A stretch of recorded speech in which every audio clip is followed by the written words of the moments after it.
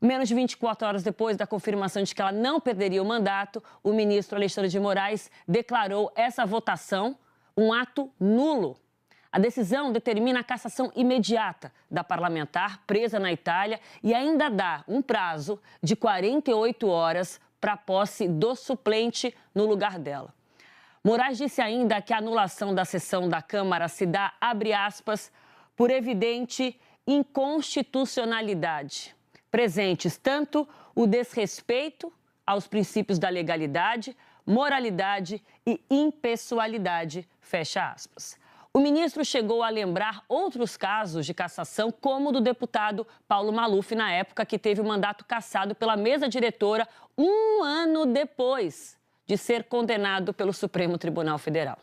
Vamos para Brasília com a Carla Lucena, que começa indo mais na minúcia dessa decisão do ministro Alexandre de Moraes, que agora vai ser referendada pelos seus colegas de corte. Isso dá uma força, claro, um amparo importante a essa decisão. Mas vamos começar, Carla, com o que ele argumenta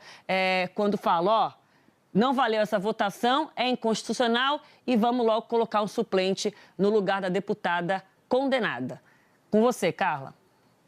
Até porque o principal argumento de Alexandre de Moraes, Aline, é de que a Câmara dos Deputados deveria fazer apenas um ato administrativo e não uma votação, como acompanhamos ontem ali no Congresso Nacional, na Câmara dos Deputados. Muito boa noite para você, Aline, e para todo mundo que acompanha a gente ao vivo aqui no J10. O ministro Alexandre de Moraes, Aline, ele deu essa decisão hoje, agora à noite, já na ação que trata da execução da pena, inclusive, da deputada federal Carla Zambelli. Ela que foi condenada pelo STF a 10 anos de prisão por invasão a sistemas do Judiciário. Entre esses sistemas está o do Conselho Nacional de Justiça, e além dela iniciar essa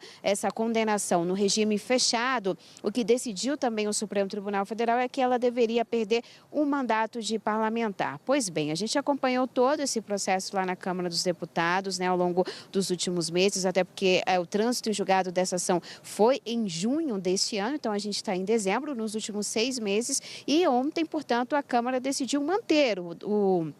mandato de Carla Zambelli, inclusive com uma votação de 227 votos, Porque para cassar a deputada eram necessários 257 votos. Mas o ministro Alexandre de Moraes entendeu que houve ali nessa votação um ato nulo, porque ele diz o seguinte, que quando há essa condenação, e aí trazendo, Aline, você citou a condenação de Paulo Maluf, mas ali na decisão o ministro traz uma série de precedentes e de jurisprudência já afirmada, cita inclusive que essa jurisprudência é pacificada desde o julgamento do mensalão, de que quando há, portanto, essa condenação já transitada em julgado, inclusive com um tempo aí até maior de prisão do mandato do parlamentar, essa perda ela tem que ser imediata. A gente separou um trecho da decisão do ministro Alexandre de Moraes, vamos colocar na tela para todo mundo ver também uma parte da fundamentação, porque ele está dizendo o seguinte, que na presente hipótese, em respeito à Constituição Federal, é o Poder Judiciário que determina a perda do mandato parlamentar, condenando criminalmente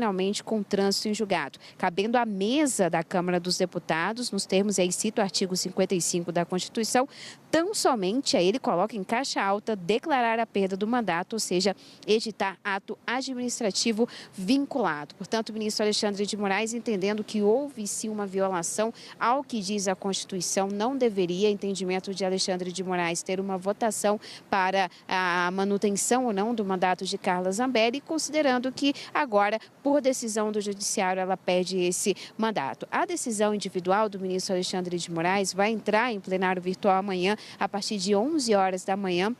lá na primeira turma do STF. Os ministros vão ter até 6 da tarde para votar se acompanham ou não essa decisão individual ali do ministro Alexandre de Moraes, mas lembrando, Aline, ele traz uma série de precedentes de vários ministros, do ministro Edson Fachin, que é o caso de Paulo Maluf, do ministro Luiz Roberto Barroso, então há sim, de certa forma, uma tendência em se referendar essa decisão de Alexandre. Volto contigo.